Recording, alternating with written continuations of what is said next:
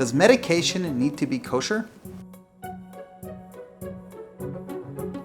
In order to answer about medication being kosher, we must first differentiate between two different types of people that need this medication.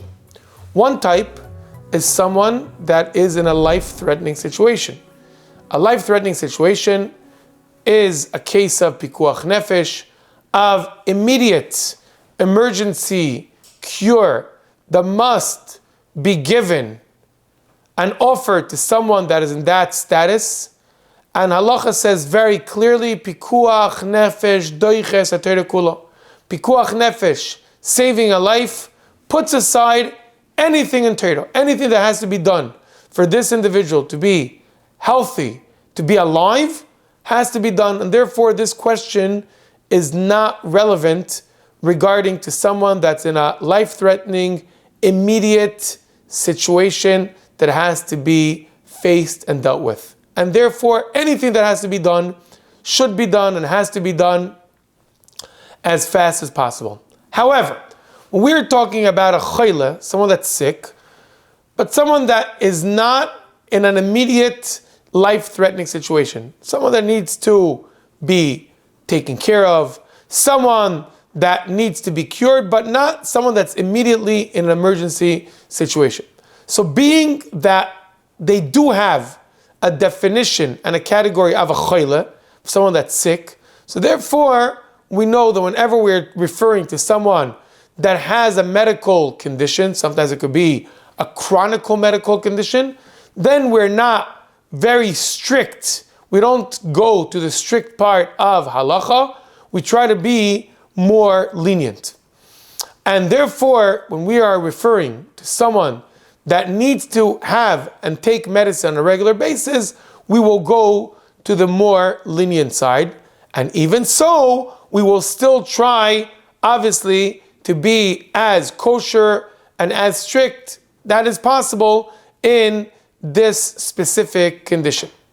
So the rule is like this. A lot of times, a lot of these medicines, the halachas of kashrus do not apply to them, being that anything that is kosher or not kosher has to do with understanding and defining the category of, is this actual food edible or not edible? A lot of times, a lot of these medicines, a lot of these different powders are not even edible. And therefore, if it's taken by the basic format of it being a lot of times bitter, not edible, the whole idea of kashrus doesn't apply. We know that kashrus only applies when it's something that's edible. The definition that we say that will be eaten by a dog. A dog is able to eat it. Sometimes the different ingredient and the different medicine is not edible altogether. And if it's not edible, the ideas of kashrus do not apply. Second point is, a lot of times we will have things that are not taken orally. It could be an injection, it could be a type of cream, and then these things are not relevant. When do we have a problem? Sometimes we could have a capsule, and the capsule itself is not the actual medicine. The medicine is the powder that's in the capsule.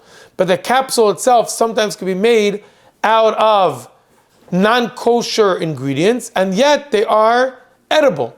So that could be a problem. That's something you have to check out and see, is this capsule actually made out of a kosher, non-kosher ingredient? And second of all, is it edible or not edible? If it's edible and made out of non-kosher ingredient and could be dealt with, a lot of times you could open the capsule, only take the powder. A lot of times you can find a kosher capsule. These are things that have to be asked and consulted by the doctor and by a rav that knows these type of questions and knows this field of medicine. Another problem that could be syrups, different types of syrups. We know that these syrups a lot of times are sweet and they have stearin in them. They could have glycerin in them, which a lot of times are made from non-kosher ingredients. Non-kosher ingredients, they have a good taste. A lot of times they're sweet, and therefore that could be a problem.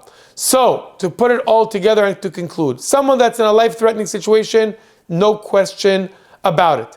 If it's a medicine that's tasteless or that the taste is a not good taste, then it's not a kashrus problem. If it's Injection, not a problem. If it's a cream, not a problem. The only problem could only be if the capsule is edible, it has a taste to it, it's made out of a non-kosher ingredient, or all types of syrups that really have to have a good kashrus. And as I was saying, consult with your pharmacist, with your Rav, with your doctor, and you could always find a solution for these type of medicines that yes, they do need to have a hechsher.